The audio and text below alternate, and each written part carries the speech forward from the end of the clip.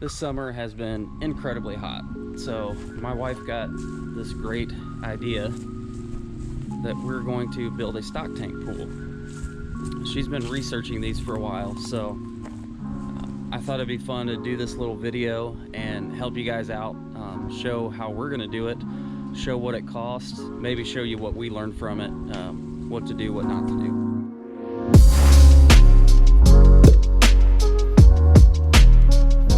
So we picked up this 9-foot stock tank at our local MFA for $390 after tax. So let's just call it $400. This is 9 foot in diameter, and I can't remember the depth. I'll throw that on the screen too. I think it's gonna make the perfect size. Let's get it unstrapped and get some gunk cleaned out from in here from sitting in their yard for a while. There's our pool.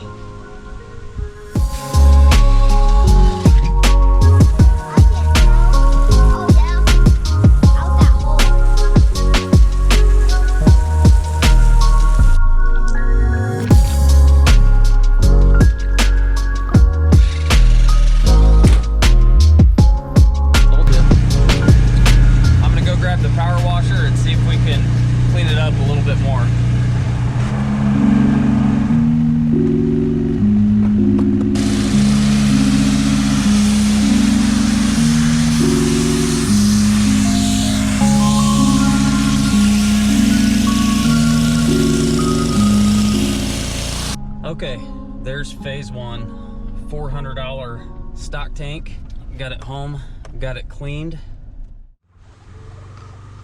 All right, so the next phase in this operation is I'd like to try to get this thing painted today. I'm gonna use a scuff pad and some Dawn dish soap and just wash the whole thing really well, get the sticker off of it, and I'm just gonna roll and brush on some paint. We've got leftover paint, really nice Sherwin-Williams paint that we painted the house with. We're gonna go ahead and use that white. Try to get it covered. Not sure if I'll get it done this afternoon or not, but that's the plan. I also picked up 450 pounds worth of sand right there.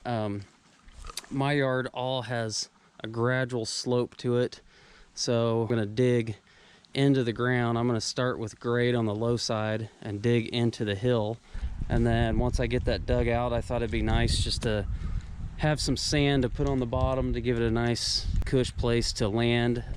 Also have an easy way to kind of help do micro adjustments to the grade. We are not using spray paint. Why? Because we're using a different kind of paint. Future Colton here. We just took all the old paint off from last year. I just used that latex house paint because I had it and it was free.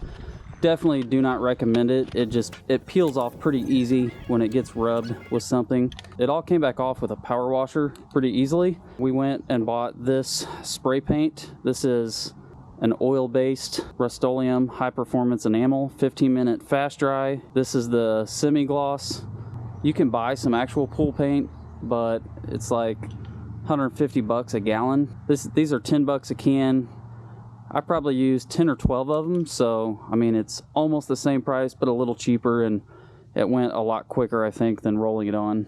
So one other thing I did here that I would suggest doing, this thing came with just a plastic plug in the bottom of it. I went to Lowe's and I got this. This is a 1 1/4 is what size this threaded hole was.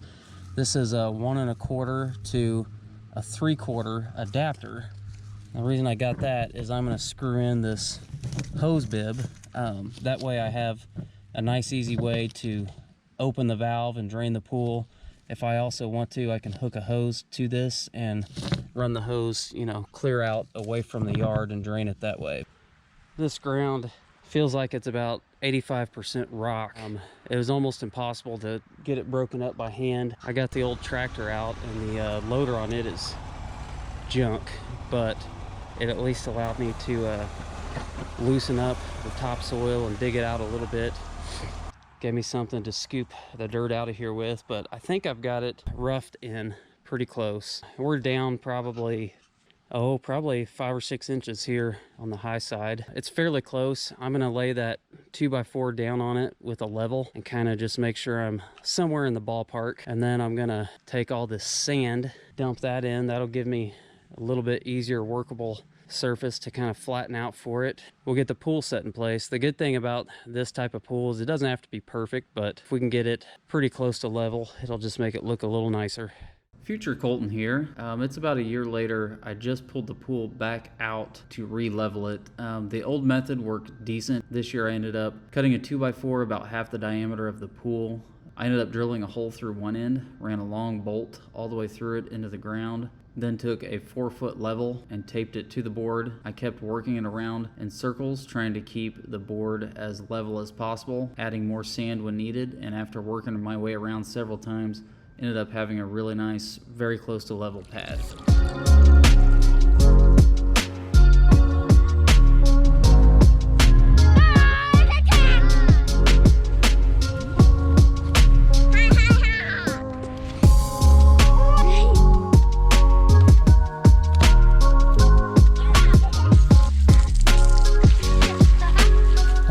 All right, so we just added this gardening cloth, tucked it up under the edge. We ran out right there. We just got it tucked under the edge of the pool before we put water in it, since we won't be able to lift it afterwards. I think we're gonna eventually put a little landscaping rock around the whole perimeter. Not sure exactly how we'll landscape it, but we're gonna go ahead and get some water in it and let that water start warming up. I'll get you guys. Ah! Stop. Got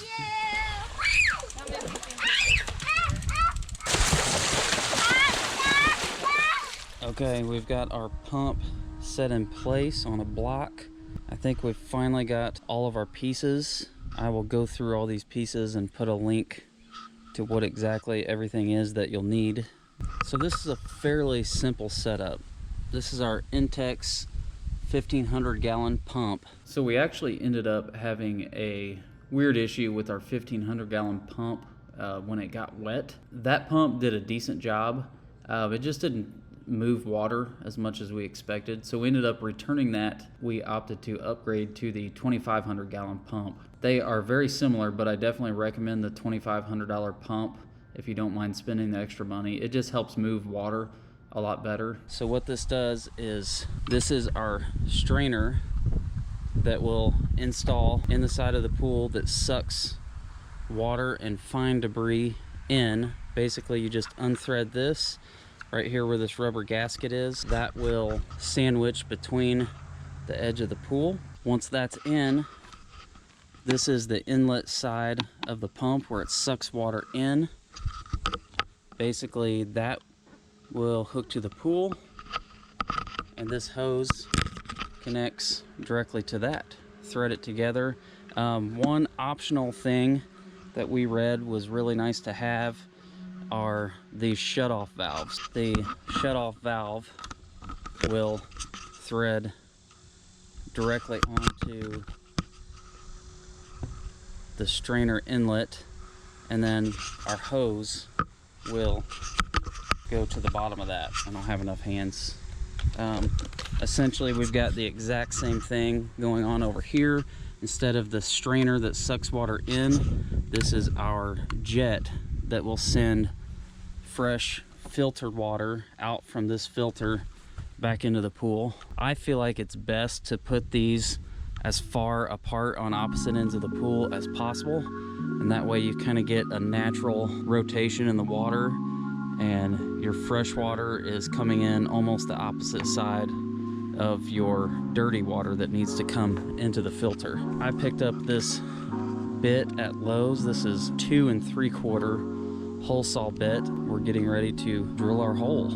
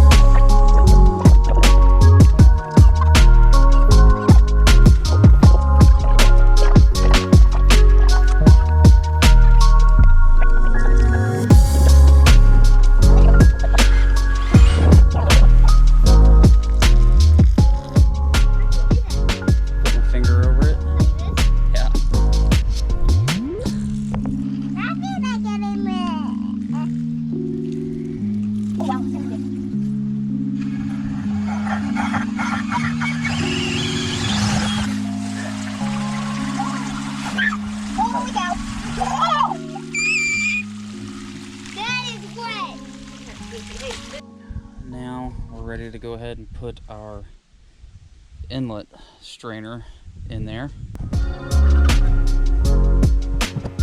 So most people that do this, from what we could see, put their inlet strainer lower and the outlet jet that blows fresh filtered water back into the pool up a little higher.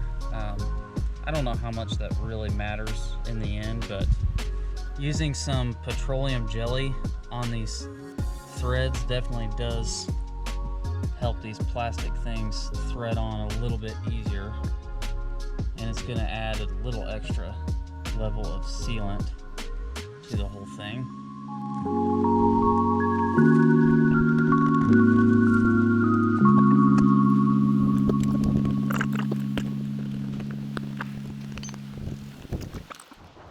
All right, well, this is our official first time actually using the pool with the pump actually working, and we've got chlorine in it.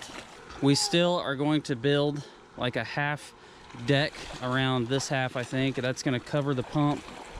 It's getting soaked right now. Hopefully that's not a problem. That's going to cover the pump. That's going to give us a nice little area to sit and hang out, hang our feet in the water if we want to, and then it's going to have a set of stairs right here to actually get up and in the pool.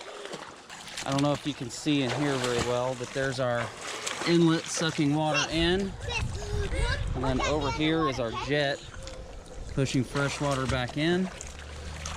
We've got, I'll put a link to this. This is our little chlorine deal. Takes like tiny little, I think 1-inch tablets or something. And then we got this nice little cactus thermometer. Still a little chilly, but obviously the kids don't mind. That's the process of getting the pool up and going. I will probably do a part 2 to this video when I actually build the deck and everything. I'm also gonna have to run some power out of my garage, and I think I'll bury it underground and maybe put an outdoor outlet right here to plug in the pump under the deck and everything, so we won't have these wires stretched across here. This is just a temporary deal to get us going. We're actually going to do landscaping around here, probably do some sort of paver stones going up, create a path from our back deck down to here. We'll make it look pretty nice, but we're happy to just have it functioning right now. And then also our future plans, hopefully starting very soon, our 30 by 50 shop over there where that dirt pad is right now. Thanks for watching, and if you enjoyed what you see, please give me a subscribe and follow the channel along for future DIY projects.